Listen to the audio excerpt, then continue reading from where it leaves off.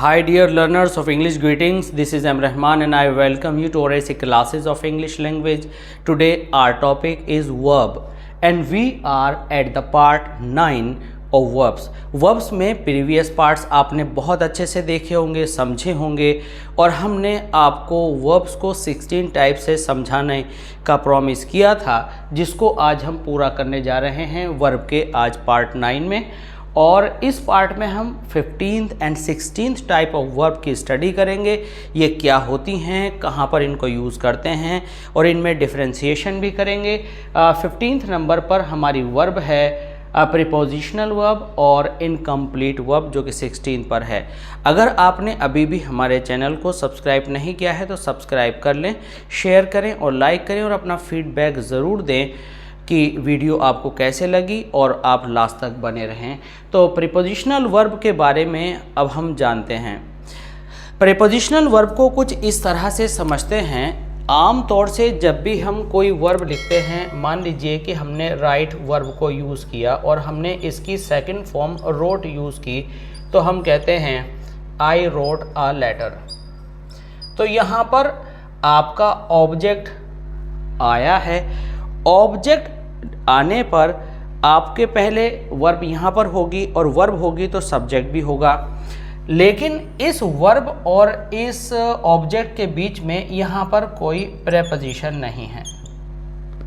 कई बार हम इस कैटेगरी के अंदर फ्रेजल वर्ब्स को भी ले लेते हैं। फ्रेजल वर्ब्स कौन सी होती हैं?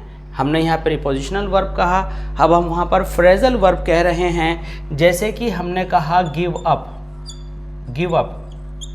इट मीन्स कि गिव के बाद आपने अप लगाया, गिव के बाद अप लगाया, तो ये हो गया आपका फ्रेजल वर्ब, यानी एक तरह से एक अगला पार्ट हो गया फ्रेजल वर्ब का। तो गिव अप, गिव में अगर आपने अप लगाया तो गिव का अपना मीनिंग बिल्कुल हट जाएगा, बदल जाएगा और ये हो जाएगा त्यागना। गिव मीन्स देना और गिव अप मीन्स त्यागना। तो ये क्या हुई यहाँ पर? ये यहाँ पर हुई आपकी फ्रेजल वर्ब, यानी हम इसको एक 17 टाइप के अंदर डाल देते हैं, फ्रेजल वर्ब। अब फ्रेजल वर्ब और प्रेपोजिशनल वर्ब में क्या डिफरेंस है, इसको भी हम समझेंगे।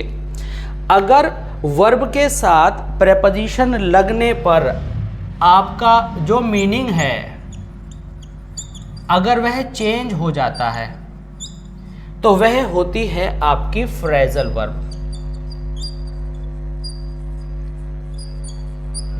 और अगर इस प्रेपोजिशन को हम बाद में ना लगाएं, इस प्रेपोजिशन को हम जो है कई बार वर्ब के बाद में लगाते हैं, और अगर आपका प्रेपोजिशन के बाद मीनिंग नहीं बदलता तो वह आपकी प्रेपोजिशनल वर्ब कहलाती है। एग्जाम्पल के तौर पर हम इसको एक अलग दूसरे इंक कलर से देखेंगे। हमने कहा लिसन, तो लिसन के बाद आप जानते हैं कि टू जरूर आता है। प्लीज लिसन टू मी, ठीक है, हमने इसे इंपेरेटिव सेंटेंस में बनाया, प्लीज लिसन टू मी। अब यहाँ पर लिसन के बाद टू आना ही आना है, लिसनर से पहले। तो जिन वर्ब्स के बाद कोई भी प्रेपोजिशन कंफर्म होती है आना, लेकिन प्रेपोजिशन के आने के बाद मीनिंग नहीं बदलता, तो वह प्रेपोजिशनल वर्ब है। लेकिन अगर किसी भी वर्ब के बाद आपकी कोई भी वर्ब आती है और मीनिंग बदल देती है तो वह फ्रेजल वर्ब है। फ्रेजल वर्ब के एग्जाम्पल को हम ब्लैक कलर इंक में देखेंगे। जैसे कि कॉल मीन्स पुकारना, लेकिन कॉल ऑन मिलने आना, ठीक है। कॉल ऑफ का मतलब हुआ पोस्टपोन करना। तो इस तरह से मीनिंग बदल गए, तो ये फ्रेजल वर्ब्स हैं। तो हमने प्रेपोजिशनल वर्ब्स और फ्रेजल वर्ब्स को यहाँ पर स्टडी किया। अब हम प्रेपोजिशनल वर्ब को और ज़्यादा डिटेल में सीखते हैं। हमने यहाँ पर लिखा I thought of a plan, I thought of a plan. तो यहाँ पर हमें पता चला कि थॉट के बाद हमने ऑफ एडिशनल लिखा है और मीनिंग नहीं बदला, तो यहाँ पर क्या हुआ, ये प्रेपोजिशनल वर्ब हुई। हम यहाँ पर थॉट ओवर अ प्लान भी लिखते हैं। तो यहाँ पर थॉट का मतलब थॉट ही है, थॉट का अपना बेसिक मीनिंग नहीं बदला है।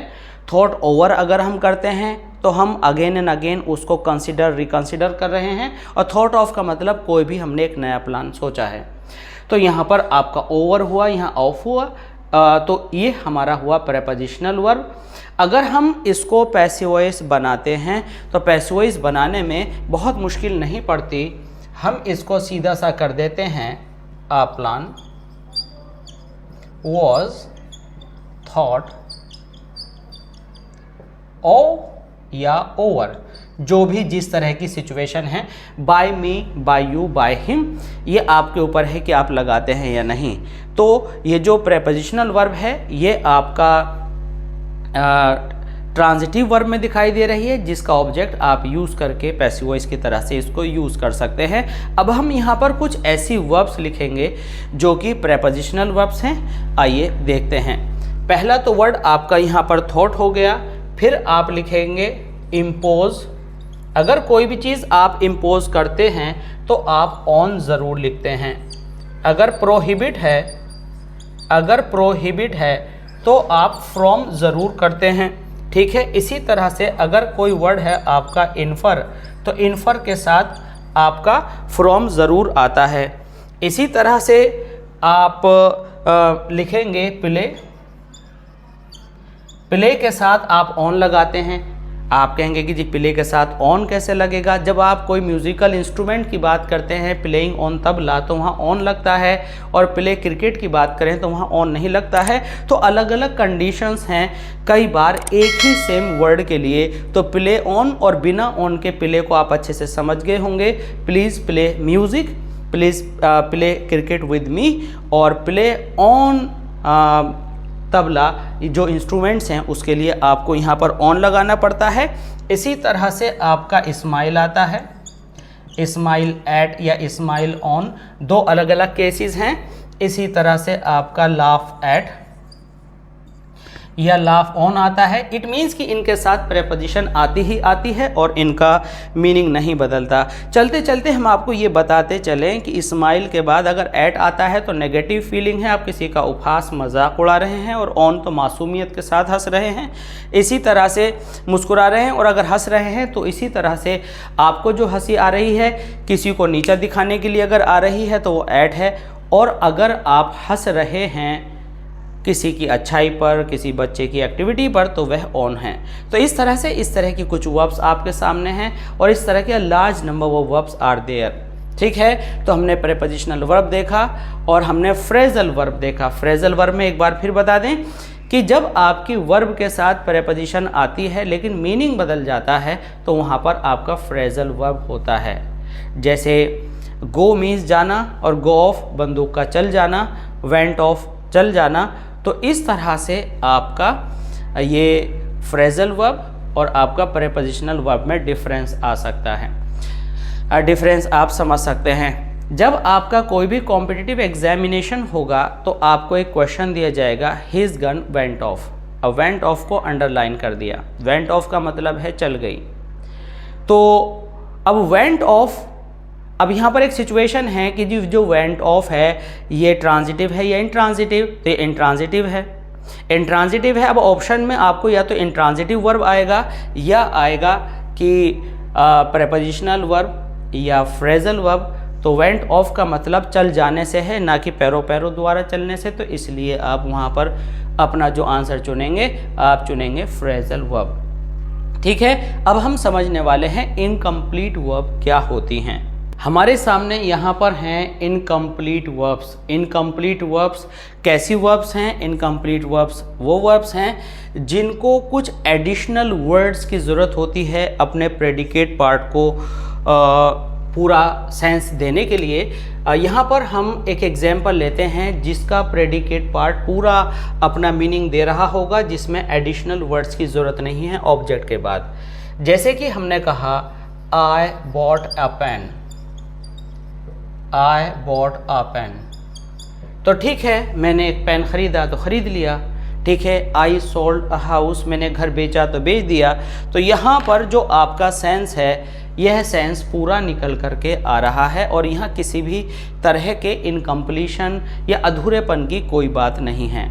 हमने इसी तरह से कहा कि we enjoyed the function,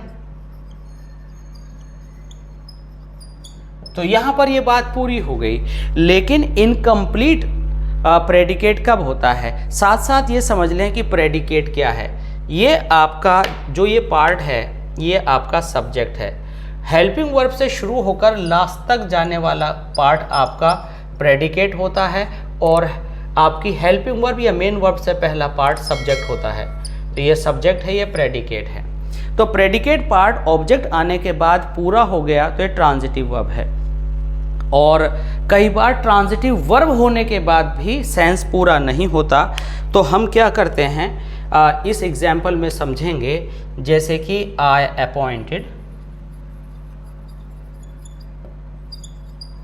him, मैंने उसे अपॉइंट कर दिया, तो आप पूछेंगे क्या, यानी अभी कुछ ना कुछ एक परेशानी क्वेरी बाकी है क्या, तो आप कहेंगे मॉनिटर।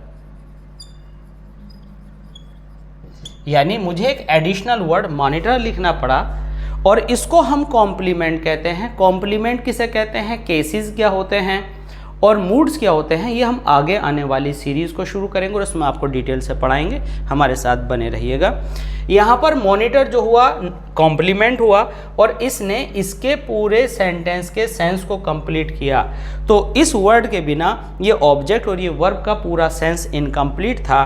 तो इस तरह की जो वर्ब है वो इनकम्प्लीट वर्ब कहलाती है। अब हम देखेंगे कि ऐसी वर्ब्स कौन कौन सी हैं। हमारे पास ये कुछ दी गई वर्ब्स हैं। जैसे हमने लिया इलेक्टेड, अगर हम यहाँ पर करें एक सेंटेंस लिखें, the public elected him,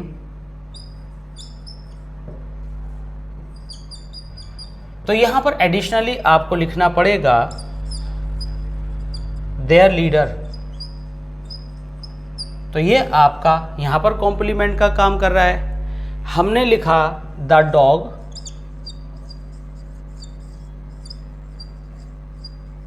became mad, ठीक है। I felt tired and we found, जो भी लिखेंगे इसके बाद आपको लिखना ज़रूरी होगा। तो ये सारी आपकी इनकम्प्लीट वर्ब्स हैं। इनकम्प्लीट वर्ब्स से अलग हम आपको बता दें कि अभी भी हमारे पास कुछ वर्ब्स हैं। अगर हम यहाँ पर देखें कि हमने अभी 17 वर्ब्स यहाँ पर पूरी कर दी हैं, अभी हमारे पास 18 और 19 वर्ब्स और हैं। तो उसके अंदर हम क्या लिखेंगे, हम स्टडी करेंगे हमारी फाइनाइट वर्ब और 19 में नॉन फाइनाइट या इनफाइनाइट वर्ब्स।